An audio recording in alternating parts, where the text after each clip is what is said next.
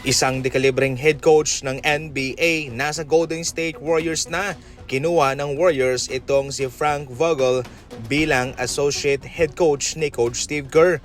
Ibig sabihin nito, kung wala si Coach Steve Kerr ay siya ang magiging head coach pansamantala. Sa madaling salita, siya ang top assistant coach para sa Golden State Warriors. Naging makulay ang biyahe nitong si Frank Vogel bilang coach sa NBA.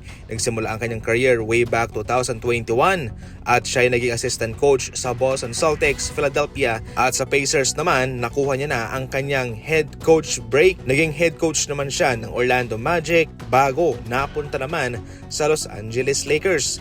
Nanalo sila ng kampyonato way back 2020 sa NBA bubble mga idol at naging maganda ang kanyang relasyon kay Davis at kay LeBron James na sa ngayon ay posibleng umakit din po kay LeBron para pumunta sa Golden State dahil sa pamilyar na mukha kay Frank Vogel. Hiring ang Golden State Warriors sa kadahilan ng umalis si Coach Terry Stotts at si Coach Jerry Stackhouse. Bago sa Golden State Warriors ay naging consultant at naging assistant coach pa ni Coach Jason Kidd itong si Vogel sa Dallas Mavericks. Ngunit sa pagsibak ng Dallas kay Coach Kidd ay kabilang din siya sa mga pinakawala na.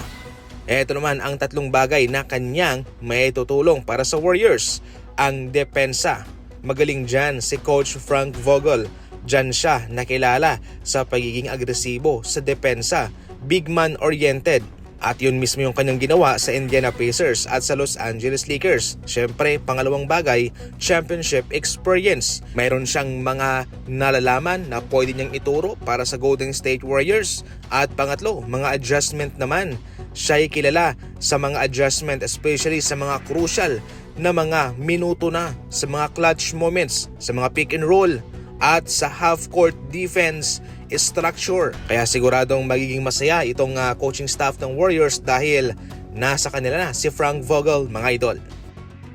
Samantala, Russell Westbrook bukas naman na pumunta sa Miami Heat kung hindi rin naman daw pupunta doon si LeBron James. Isa rin po ang Miami Heat sa mga dark horse na makuha si LeBron James mga idol. Pero ang tanong, babagay nga ba? Marami ng mga ball handler ang Miami Heat.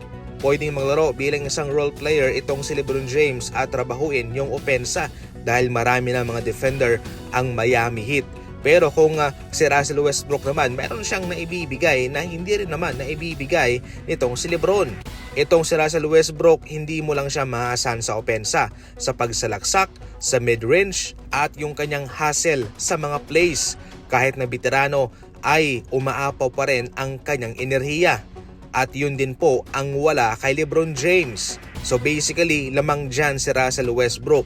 Gumagawa siya ng mga maliliit na bagay, rebounding. Samantalang si LeBron James ay focus lang sa opensa. Kung kinakailangan naman, pwede rin namang makalaro si LeBron James ng depensa. Pero so far sa aking obserbasyon sa nagdaang season ay nakafocus lang talaga siya sa opensa mga idol dahil syempre yung kanyang katawan ay medyo bumibigay na. Pero so far sa pangkabuuan sa kanyang opensa ay okay pa naman. Pero para sa akin, gusto kong makita itong si Russell Westbrook sa Miami Heat. Ikaw, ano ang komento mo? I-comment lang yan sa comment section at babasahin ko.